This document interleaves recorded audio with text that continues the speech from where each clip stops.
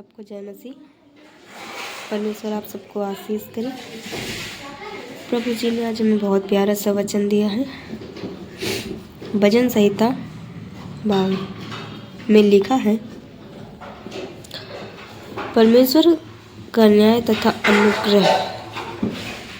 52 में, हे वीर, तू बुराई करने पर क्यों घमंड करता है? ईश्वर की करुणा तो अनंत है। परमेश्वर ने हमें क्या बताया इस वचन से? प्रभु जी ने हमें बताया, हे वीर, तू बुराई करने पर क्या घमंड करता है? ईश्वर की करुणा तो अनंत है। हम बुराई करने से कोई वीरता नहीं है। हम एक दूसरे की चुगली या बुराई करते तो उससे वीरता नहीं है। अगर हम परमेश्वर की करुणा करेंगे, परमेश्वर से प्रार्थना करेंगे, प्रभु में बढ़ेंगे उनके वचनों में, तो उनकी करुणा सदा के लिए है, अनंत है। तेरी जीभ केवल दुष्ट गढ़ती है, सान धरे हुए अस्तूरे की नई वह छल का काम करती है। जीभ हमारी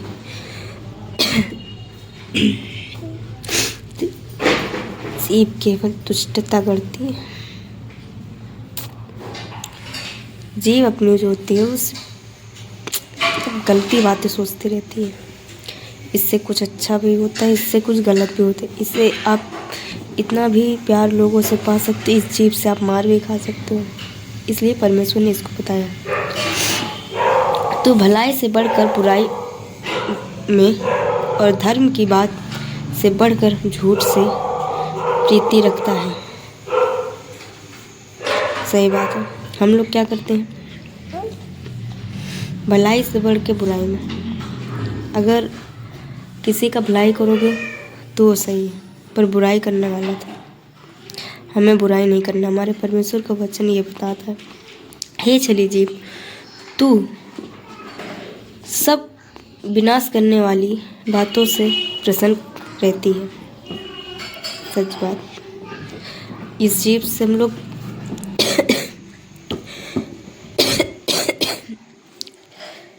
छली जीभ हो।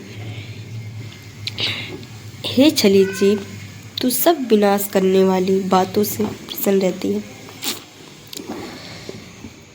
छली का मतलब होता है हम इसी जीभ से किसी से अच्छा बोलते हैं, किसी से बुरा बोलते हैं, किसी के लिए गलत छल सोचना। एक बात और बताएं, ये जीभ से ही हम अपने बॉडी को भी वो करते हैं। हम लोग कुछ ऐसा वैसा खा ले, टेस्ट में तो खा लेते हैं पर बीमार पड़ जाते हैं। इसलिए, और ये छली है, इससे पता नहीं क्या किसी से गलत बातें निकल जाए। इसलिए परमेश्वर ने इस वचन को बताया है। तब धर्मी लोग इस घटना को देखकर डर जाएंगे और यह कहकर उस पर हंसेंगे कि देखो, हे ईश्वर तुझे सदा के लिए नाश करेगा। हे ईश्वर तुझे सदा के लिए नाश करेगा देगा। वह तुझे पकड़कर तेरे डेरे से निकाल देगा और जीवितों के लोग तुझे देगा। परमेश्वर ने हमारे बताया है ज़बान के लिए। अगर हम गलत बातें करेंगे, किसी की चुगली करेंगे, कुछ भी मतलब बोलेंगे अपनी ज़बान से गलत सलत, या किसी के विरुद्ध कोई चीज़ सोचेंगे या कुछ भी, इस ज़बान के लिए बताया गया परमेश्वर ये इनके साथ ऐसा करेंगे। देखो, यह वही पुरुष है जिसने परमेश्वर को अपनी शरण नहीं माना, परंतु अपने धन की बहुतायत पर भरोसा रखता था और अपने को की बहुतायत पर भरोसा रखता था और अपने दुष्ट में दृढ़ करता रहता था। परंतु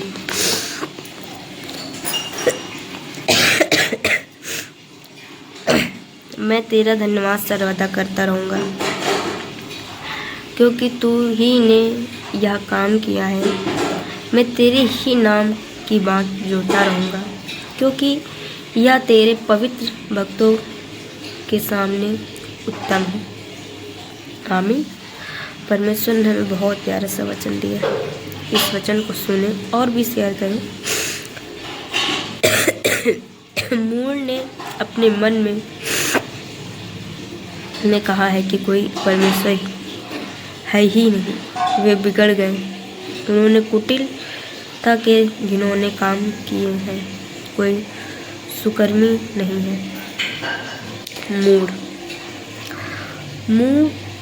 मूर्ख इंसान को बोलते हैं, ठीक है।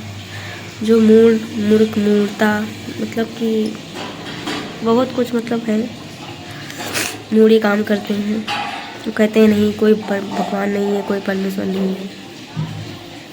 वो गलत काम करते, वो आगे पीछे कुछ नहीं सोचते कि हमारे आगे क्या होगा। पर हमारा परमेश्वर वचन में देखिए क्या बताता है।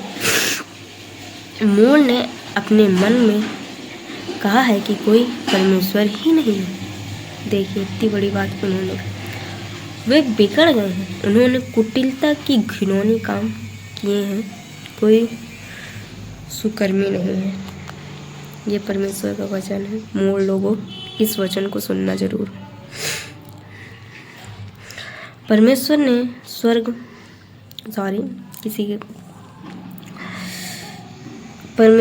स्वर्ग ने पर मनुष्य के ऊपर दृष्टि की ताकि देखे कोई बुद्धि से। देखिए हम किसी को गलत नहीं बोले, मूड मतलब जो लोग ये सोचते हैं कोई परमेश्वर नहीं है, उन लोगों के लिए वचन था है कि परमेश्वर ने स्वर्ग पर से मनुष्य के ऊपर दृष्टि की ताकि देख कि कोई बुद्धि से चलने वाला परमेश्वर को पूछने वाला है कि नहीं। वे सब के सब हट गए हैं, वे सब के सब साथ बिगड़ गए हैं, कोई सुकर्मी नहीं है, एक भी नहीं। क्या उन सब अधर्मकारियों को कुछ भी ज्ञान नहीं है, जो मेरे लोगों को ऐसे खाते हैं जैसे रोटी और परमेश्वर का नाम नहीं लेते। वह उन पर भय, जो मेरे लोग हैं ऐसे खाते हैं जैसे रोटी और परमेश्वर का नाम नहीं लेते। वह उन पर भय छा गया है जहाँ भय का कोई कारण न था, क्योंकि यहोवा ने उनकी हड्डियों को जो मेरे विरुद्ध छावनी डाले पड़े थे तितर बितर कर दिया, तो उन्हें लज्जित कर दिया। इसलिए परमेश्वर ने उसको निकम्मा ठहराया है। भला होता कि इज़राइल पूरा उद्धार सिय्योन से निकालता। जब परमेश्वर अपनी प्रजा को बँधुआई से लौटा ले आएगा, तब याकूब मगन और इज़राइल आनंदित होगा। आमीन। परमेश्वर ने हमें कितना प्यारा सा वचन दिया है। इस वचन को बहुत मन लगा के सुने और इसको समझना कि प्रभु जी ने हमसे क्या बातें की हैं इस वचन से। तो हम अपने परमेश्वर में बने रहें, बढ़ते जाएं, क्योंकि परमेश्वर का वचन अपने मनों को वो करता है। हम परमेश्वर के वचन को सुनेंगे और तब हमको ज्ञान होगा कि हम क्या गलती करते हैं, क्या गुनाह करते हैं, क्या पाप करते हैं। ठीक है, तो हम अपने परमेश्वर में बढ़ें, वचन में बढ़ें, आराधना प्रार्थना में बढ़ें और प्रभु की महिमा करते रहें, प्रभु में बढ़ते जाएं, क्योंकि परमेश्वर का राज निकट है। हमें अपनी जुबान से कुछ गलत बातें नहीं निकालनी है, क्योंकि ये जुबान जो होती है नर्क की ओर खींचती है। इस जुबान से हम लोग कुछ भी निकालेंगे ना, ये नर्क की ओर ले जाएगी। गलत वर्ड्स, किसी के लिए कुछ सोचना, गलत सब बंद करो। जबान से क्या गाली भी देना भी गलत है परमेश्वर की नज़र में। इसलिए जो परमेश्वर में हैं वो बने रहें और प्रभु के वचन में चलते रहें और प्रभु में बढ़ते जाइए। प्रार्थना कीजिए, वचन पढ़िए मन लगा के। प्रभु जी आप सबको आशीष करेंगे। God bless you. प्रभु जी आपको आशीष करें, प्रभु जी में आप बढ़िए। जितने जो परेशान हैं, बीमार हैं, जितने हॉस्पिटल में हैं, उन सब के लिए परमेश्वर उन सबको आशीष करे। जो लोग बहुत घर में कर्जे से परेशान हैं, कुछ चीज़ से कोई परेशानी उनके घर में है, रुकावटें हैं, प्रभु जी उनको सबको देखें और उनको उनके हर एक बंधन तोड़े उनके घर के। प्रभु जी आप सबको आशीष करें, प्रभु जी में बने रहिए, प्रभु जी से प्रार्थना कीजिए। प्रभु जी आप सबकी प्रार्थना को सुनेंगे। God bless you. आमीन।